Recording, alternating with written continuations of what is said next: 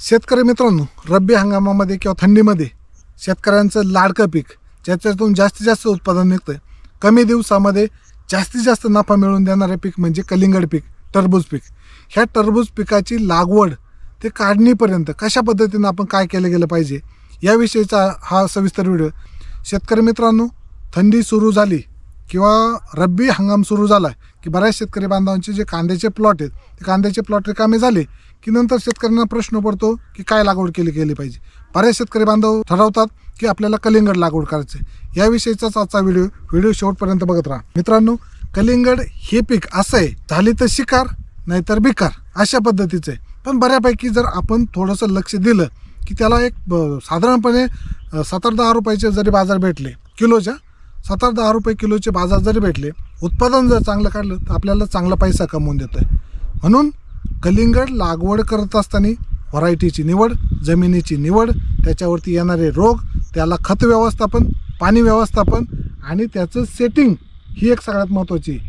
आणि त्याची जी हार्वेस्टिंग आहे ती हार्वेस्टिंग करण्याच्या स्टेजला पाण्याचं व्यवस्थापन किंवा काळजी, ह्या 4-5 मुद्द्यांवरती लक्ष दिलं की जे साधारणपणे 60, 65, 70 दिवसामध्ये प्लॉट आपल्याला काढणीला येतो आणि जास्तीत जास्त पैसा मिळवून देतो. अशा पद्धतीचं कलिंगड पिकाचं लागवड व्यवस्थापन कशा पद्धतीने करायचं याविषयीचा व्हिडिओ बघू आपण. त्याच्यामध्ये जमिनीची निवड, हवामान, त्याच्यानंतर त्याचं व्हरायटींची निवड आणि त्याच्यानंतर घ्यायची काळजी, बेसल खतांचा डोस कुठले वापरले पाहिजे हे बघूया सविस्तरपणे. जमिनीची जी पूर्वतयारी त्याच्यामध्ये मी आपल्याला अगोदरही सांगितलं की कलिंगड पिकासाठी हलकी ते मध्यम स्वरूपाची आणि भुसभुशीत जमीन चांगली, पाण्याचा निचरा होणारी जमीन चांगली मानवते. आणि हिवाळ्यात पीक घेत असल्याने दिवसाचं तापमान साधारणपणे 25 ते 30 डिग्री सेल्सिअस आणि रात्रीचं तापमान जे 18 ते 20 डिग्री सेल्सिअस जर असेल तर ह्या पिकाला चांगलं मानवतं. खोल नांगरट केलेली असेल, चांगलं भुसभुशीत जमीन केलेली असेल तर त्याच्या साधारणपणे चांगलं कुजलेलं शेणखत टाकलं गेलं पाहिजे. त्याच्यामुळे आपल्याला चांगला फायदा होतो. आता जर जातींची निवड बघितली तर अनेक प्रकारच्या ज्या जाती आहेत त्या जाती आपल्याला याच्यामध्ये बघायला मिळतात. तर त्याच्यामध्ये हायब्रिड ज्या जाती, त्याच्यामध्ये मोठाल्या ज्या साईज आहे किंवा फळाची जी साईज आहे ती साईज चांगली होण्यासाठी एक बाहुबली चांगलं आहे, एक शुगर किंग चांगलं आहे, एक सागर किंग चांगलं आहे, शुगर क्वीन म्हणून आहे.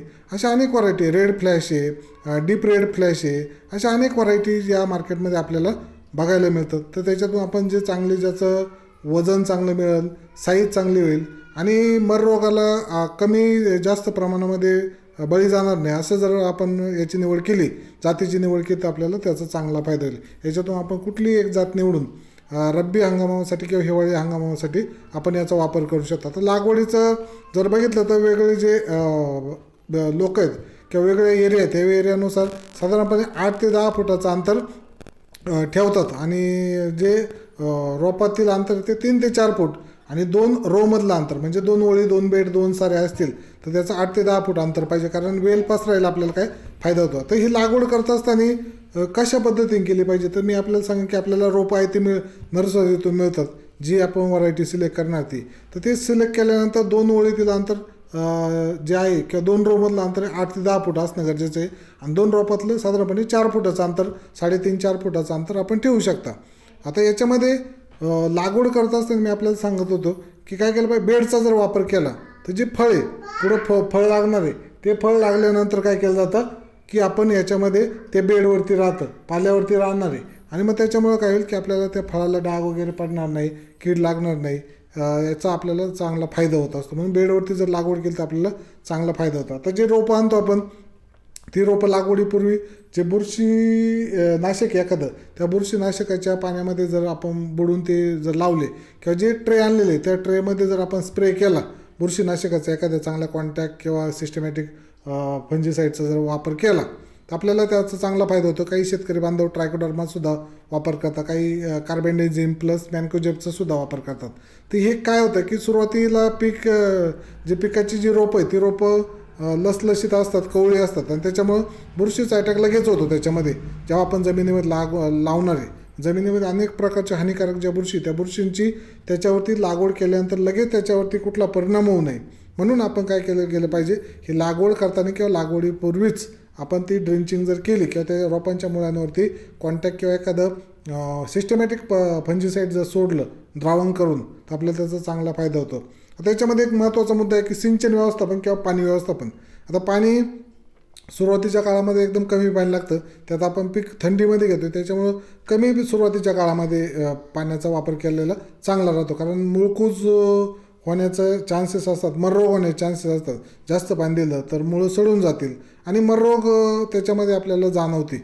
तर अशा पद्धतीनं सुरुवातीची लागवड केल्यानंतर साधारणपणे चांगली मुळी फुटवेपर्यंत किंवा मुळी रोमेपर्यंत, रोपं चांगले रोमेपर्यंत आपण एक कमी पाण्याचा जर वापर ठेवला तर चांगला फायद्याचं पडतं. साधारणपणे एक पहिले 20-25 दिवस कमी पाणी ठेवा, त्याच्यानंतर पाणी वाढवलं तर चांगला फायदा होतं. म्हणजे टप्प्याटप्प्याने सुरुवातीला कमी, त्याच्यानंतर थोडं जास्त आणि फळं लागल्यानंतर किंवा फळपुसणीच्या काळामध्ये पाण्याचा जास्तीत जास्त वापर करणं गरजेचं आहे. कारण कलिंगड किंवा टरबूज पीक हे सगळं पाण्यानेच भरलेलं असतं, त्याच्यामुळे पाण्याचा टचका त्याला बसता कामा नये जेव्हा साईज होते तेव्हा. आता खताचं झालं तर लागवडीपूर्वी जर आपण बेसल डोस दिलेला असेल तर तो चांगला, साधारणपणे नायट्रोजन 60 किलो, फॉस्फरस 40 किलो आणि पोटॅश ते 40 किलो हे साधारणपणे 1-2 टप्प्यामध्ये देता येतं.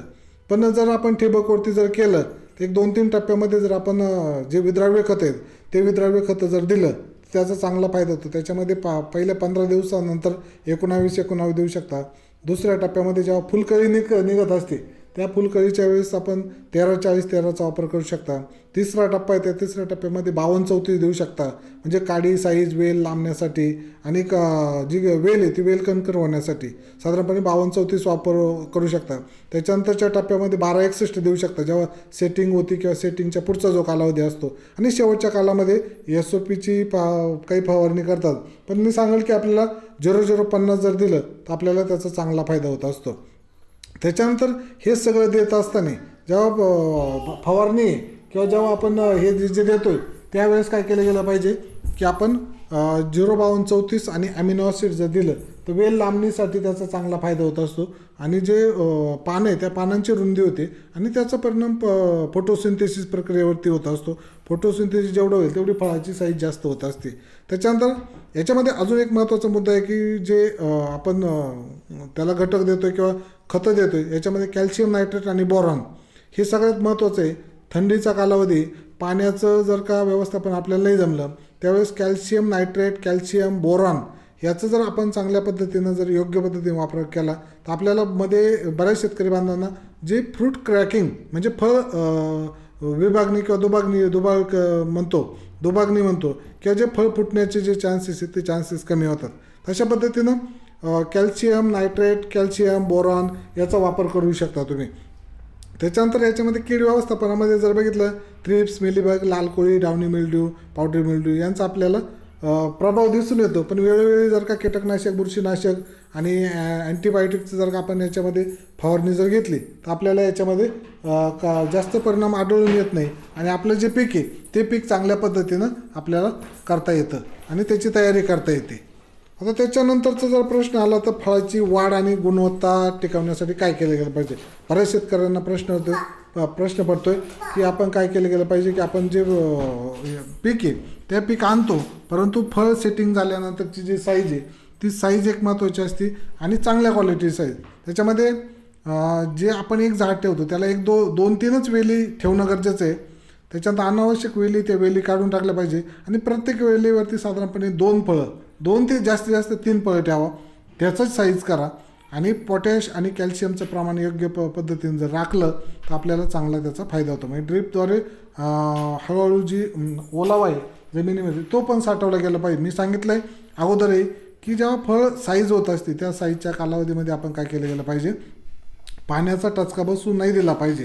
त्याच्यामुळे जे फळाची साईज आहे त्या साईजवरती परिणाम होऊ शकतो. अचानक जर आपण त्याला हे दिलं, खतं दिले, पाणी दिलं, ताण बसून तर ते फळ फुटण्याची सुद्धा शक्यता असते. आणि साधारणपणे लागवडीनंतर 65, 70, 75 दिवसामध्ये व्हरायटीनुसार हे काढणीला येतं. काढणी देठाजवळ आपल्याला कळून येतं की पीक परिपक्व झाले, फळ परिपक्व झाले, त्याला आपण टिचकी मारून बघू शकता. आणि आवाज बदलल्यासारखं वाटलं, बदबद आवाज नाही आला, टणक आवाज आला की आपण ते फळ काढून विकू शकता. साधारणपणे 8, 10, 12 किलोपर्यंत सुद्धा चांगल्या पद्धतीनं याचं वजन होतं आणि याच्यातून आपल्याला साधारणपणे 70, 75, 80 दिवसामध्ये प्लॉट रिकामा होऊन आपण मार्केटमध्ये विकू शकता. तर शेतकरी बंधूंनो, हा व्हिडिओ आपण शेवटपर्यंत बघितला याबद्दल आपले खूप खूप धन्यवाद. व्हिडिओ जर आवडला असेल तर व्हिडिओला लाईक करा, शेअर करा, त्याचबरोबर व्हिडिओ इतर शेतकरी बांधवांपर्यंत सुद्धा शेअर करून आपल्या ज्या कमेंट आहे प्रतिक्रिया आहे त्या जरूर कळवा मित्रांनो. चला आजच्या या व्हिडिओमध्ये मी इथेच थांबतो, इथेच आपली रजा घेतो. पुन्हा भेटूया एका नवीन व्हिडिओमध्ये नवीन माहितीचं. तोपर्यंत जय हिंद, जय महाराष्ट्र, जय जवान, जय किसान.